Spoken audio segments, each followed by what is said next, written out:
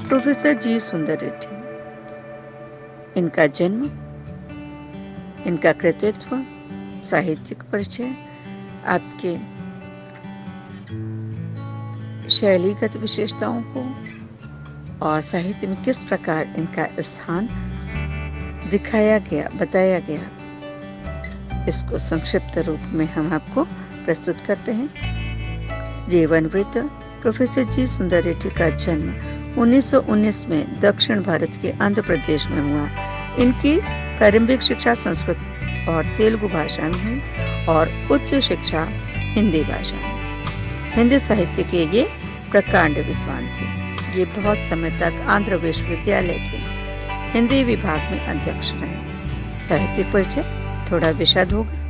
श्रेष्ठ विचारक, सजग समालोचक, सशक्त निबंधकार, हिंदी और दक्षिण की भाषाओं में मैत्री भाव के लिए प्रयत्नशील, मानवतावादी दृष्टिकोण के पक्षपाती प्रोफेसर जी सुंदर रेड्डी का व्यक्तित्व और कृतित्व अत्यंत प्रभावशाली था। ये हिंदी के प्रकांड पंडित थे।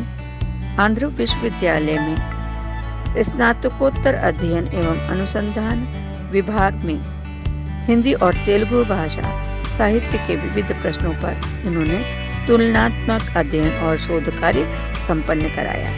तमिल, तेलुगु, कन्नड़, मलयालम भाषा के साहित्य और इतिहास का सूक्ष्म विवेचन करने के साथ साथ हिंदी साहित्य और साहित्य से भी इनकी तुलना करने में रेड्डी जी पर्याप्त रुचि दिखाते थे।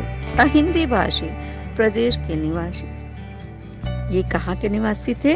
अहिंदी, जहाँ पर हिंदी नहीं बोली जाती थी। आंध्र में हिंदी नहीं बोली जाती थी, अतः इन्हें अहिंदी प्रदेश का निवासी बताया गया।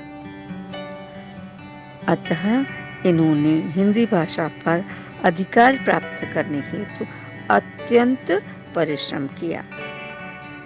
सन 2005 में इनका निधन हो गया।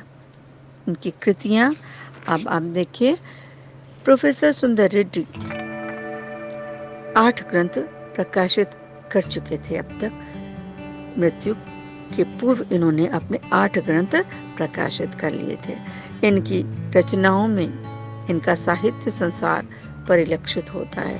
साहित्य और समाज, मेरे विचार, हिंदी और तेलुगु, एक तुलनात्मक अध्ययन, दक्षिण की भाषाएं और उनका साहित्य, वैचारिक शोध और बोध, वेलुगु दारुल तेलुगु में है ये, संपादित अंग्रेजी ग्रंथ लैंग्वेज प्रॉब्लम इन इंडिया।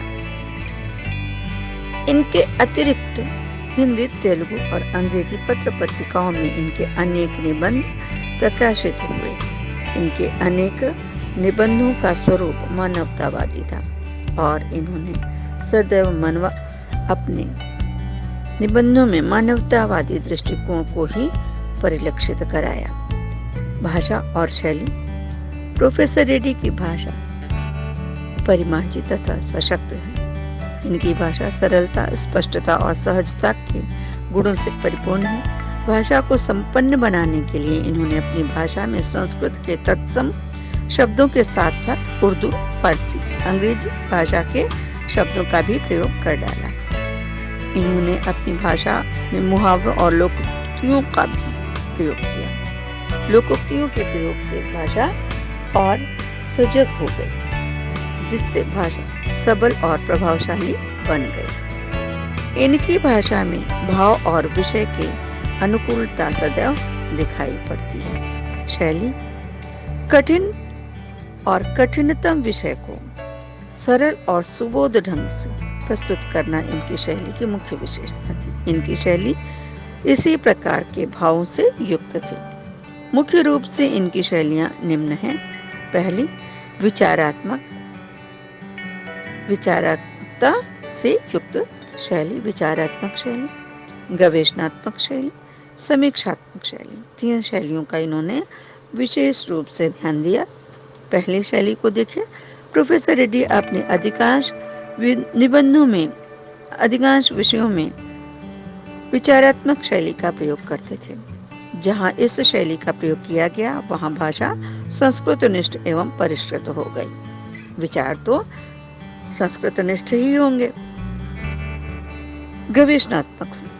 गवेषणात्मक शैली में प्रोफेसर रेड्डी के निबंधों में इनको देखा जा सकता है। गवेषणात्मक शैली में लिखे गए इनके निबंध अत्यंत परिमार्जित एवं गंभीर हैं। भाषा अत्यधिक गंभीर हो गई। समीक्षात्मक शैली, जहां प्रोफेसर रेड्डी ने किसी विषय की आलोचना की, वह इस शैली का प्रयोग किया। इसी शैली के प्रयोग से भाषा संयत और प्रभावशाली हो गई। समीक्षात्मक शैली के कारण हिंदी भाषा में संयत होना परिलक्षित हुआ।